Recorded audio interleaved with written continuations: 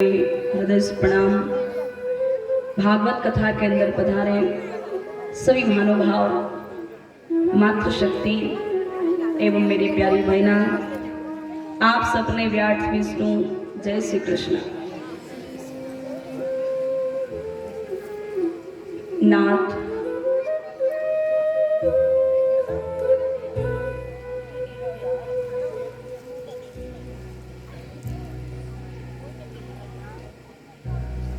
श्रीमद् भागवत कथा का आज पंचम दिवस।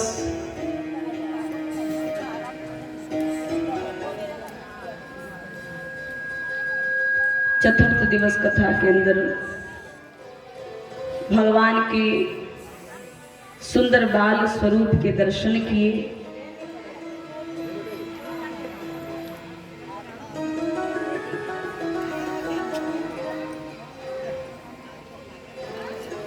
कृपा सिंधु भगवान संसार हित के लिए धरती पर अवतरित होते हैं।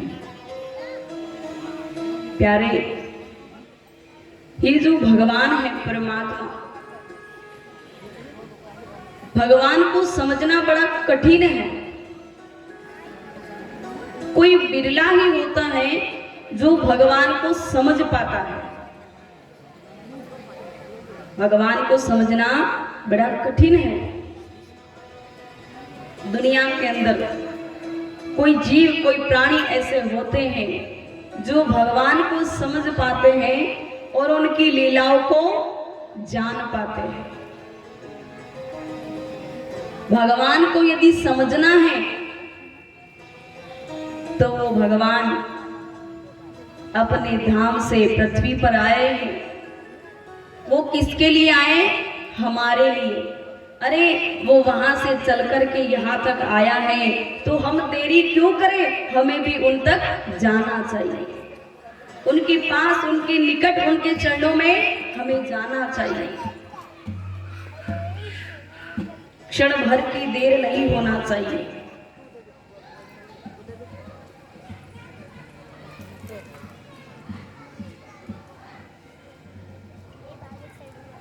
जब भगवान का अवतार होने जा रहा था, ब्रज के अंदर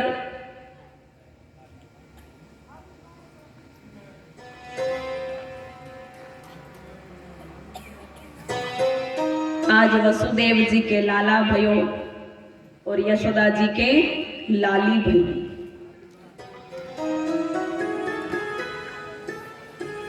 कारागार के अंदर तो लाला भयो और नंद बाबा के यहाँ पर लाली भई है। हैरी सखी आज कुभाव सखी, मोहन के जग छोरा भयो। रात को छोरी भई सजनी, रात को छोरी भई सजनी, पर भो रही होत छोरा भयो। सखिया कह रही है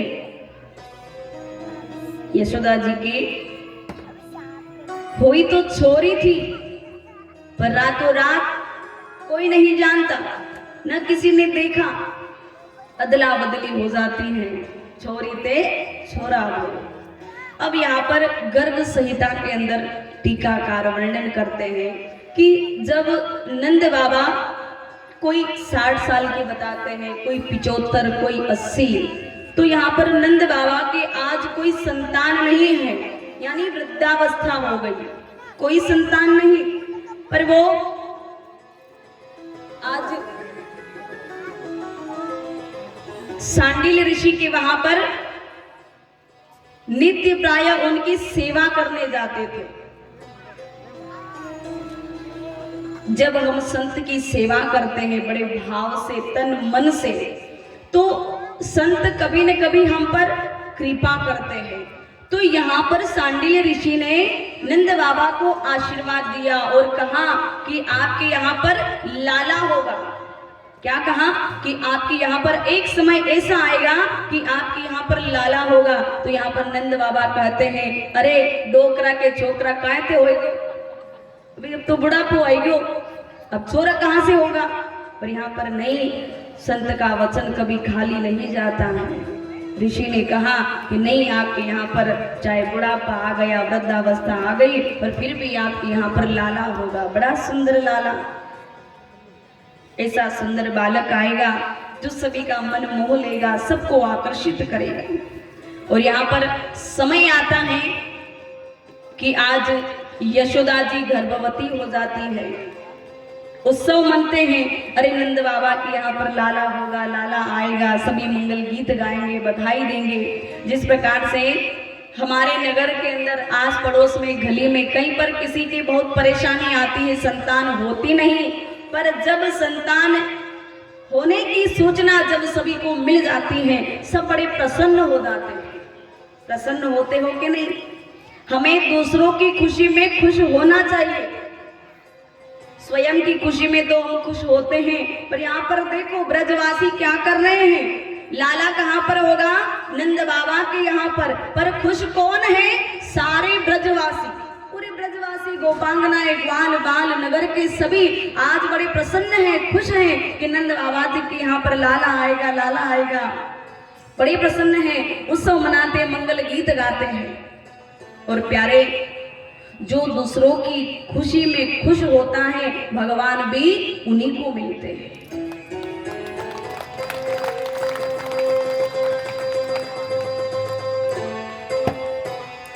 भगवान को पाना है, दूसरों की खुशी में खुश हो जाओ, प्रसन्न हो जाओ। अब यहाँ पर जब समय आता है नंद बाबा के यहाँ पर कि अब लाला होगा, लाला होगा, 90 मास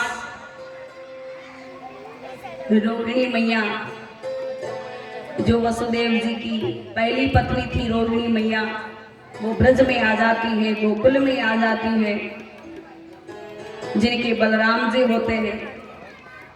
इधर बरसाने के अंदर भादवा महीने में राधा रानी जी का भी प्राकट्य होता है, वृषभानु जी के यहाँ पर।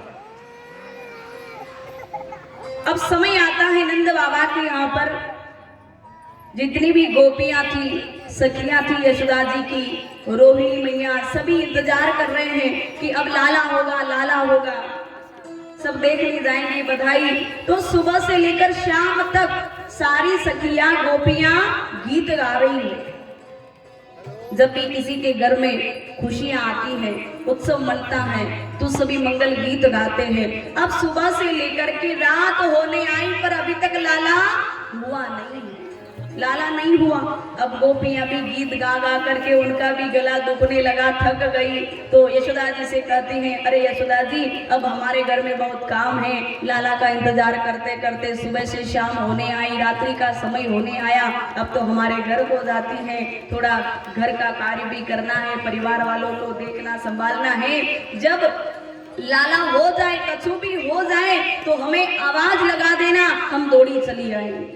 अब सारी गोपियां तो चली जाती हैं। अब इधर नंद बाबा विचार करने लगे, बहुत देर हो गई, चलो गौशाला में चल करके थोड़ी गौ माता की सेवा करके आ जाते हैं। अब नंद बाबा भी चले जाते हैं। रोहिणी जी विचार करने लगी, अरे यशोदा, अभी तक तो लाला हुआ नहीं है, और बलराम को भी देखना है, कुछ भोजन पानी कराना है, जरा मैं बलराम को भी देख लूं, और कछु लाला हो जाए, कुछ भी ऐसी बात हो जाए तो आवाज लगा देना, मैं चली आऊंगी। अब रोहिणी जी चली जाती हैं। सारे नगर के ब्रजवासी जब अपने घर को चली जाते हैं, नंद बाबा भी गौशाला में चले जाते हैं। यहाँ पर जब से सुना कि अरे नंद बाबा के यहाँ पर लाला होगा, लाला होगा, तो नंद बाबा की तो बहनें थी, नंदा और सुनंदा, भगवान की बुआ।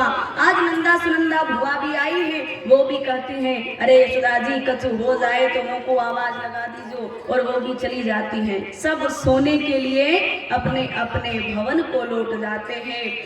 रात्रि का समय होता है, और यहाँ पर आधी ऋषि रात में उजाला हो गया, और यहाँ पर वैकुंठ वाला ब्रज वाला हो गया। रात्रि के समय किसी को पता नहीं है, वसुदेव जी आते हैं, कन्या को लेकर चले जाते हैं, भगवान को लिटा करके चले जाते हैं। ऐसी लीला भगवान ने की है, सभी बड़े आनंदित हो जाते हैं। अब यहाँ पर रात्रि के समय पूरी मथुरा सोई, पूरा ब्रज गोकुल सोया है, पर आज प्रकृति ने भगवान का स्वागत किया है। मेघ वर्णम शुभांगम, मेघ गरजते हैं, घनघोर काली घटाएं, बादल मंडराते हैं, बिजलियां चमकती हैं और बरसात होने लग जाती है। यमुना जी में बाढ़ आ गई, मयूर नाचने लगे, कोयल पशु पक्षी सब चहचहाने लगे, क्योंकि आज भगवान का प्राकट्य होने जा रहा है। भगवान के आगमन में सभी स्वागत करते हैं, सभी बड़े प्रसन्न हैं। पुष्प लताएं, आज जितनी भी अप्सराएं थी, नृत्यांगनाएं, सभी नाच गान कर रही हैं।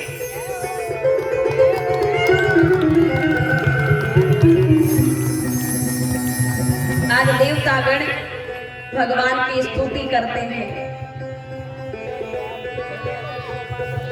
गंधर्व आज मधुर संगीत सुनाते हैं। सभी आज भगवान के स्वागत में आज घनघोर काली घटाएं, जब मेघ से बरसात होती है, घनघोर बरसात कि आज यमुना जी में बाढ़ आ जाती है। आज यमुना जी ने भी भगवान के दर्शन किए हैं, उनके चरणों को छुआ है। वसुदेव जी यमुना जी के अंदर पूरे डूब जाते हैं और आज यमुना जी ने भगवान के चरण पखारे हैं। आप गाते हो ना कि माने यमुना जी को खारो खारो पानी लाते, ये वही यही यमुना मैया है जो आज भगवान के चरणों को निहार रही है। अपने मस्तक पर चरणों को लगाया है, दर्शन किए हैं। दर्शन करते ही तुरंत यमुना जी थम जाती हैं और वसुदेव जी नंद बाबा के यहाँ पर आते हैं और कन्या को लेकर के चले जाते हैं और लाला को लिटा करके यहाँ पर आज वसुदेव जी कारागृह के अंदर चले आए। अब 4 बजे ब्रह्म मुहूर्त में नंदा सुनंदा बुआ रोहिणी जी आती है।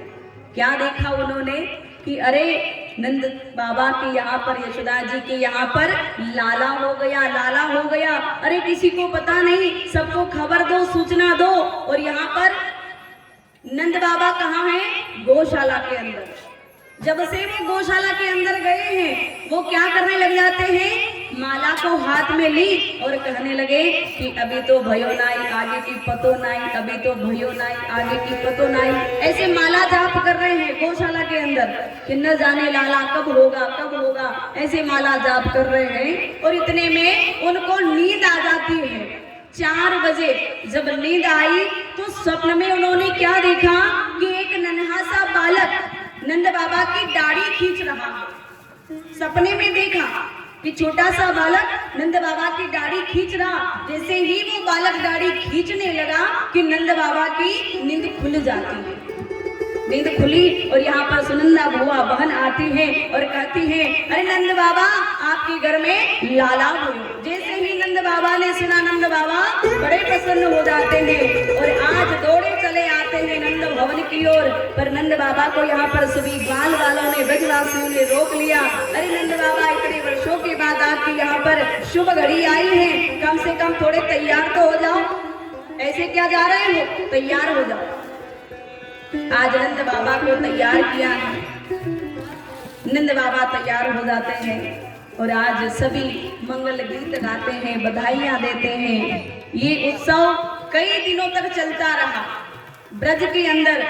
कब दिन होता, कब रात होती पता नहीं। सब एक एक करके बधाई देने के लिए आते हैं। मेरी माताएं बहनों, जब ब्रज के अंदर उत्सव मना, नंद बाबा को बधाई देने आए सभी ब्रजवासी, गोकुल नगरवासी, ग्वालबाल, गोपियां, तो वहां पर सूर्य भगवान जब सवेरे होते ही निकलते पर दिखाई नहीं देते, क्योंकि नंद भवन में आज इतनी गुलाल उड़ रही है, इतनी गुलाल कि पता नहीं चलता। सखिया गाती है और कहती है क्या?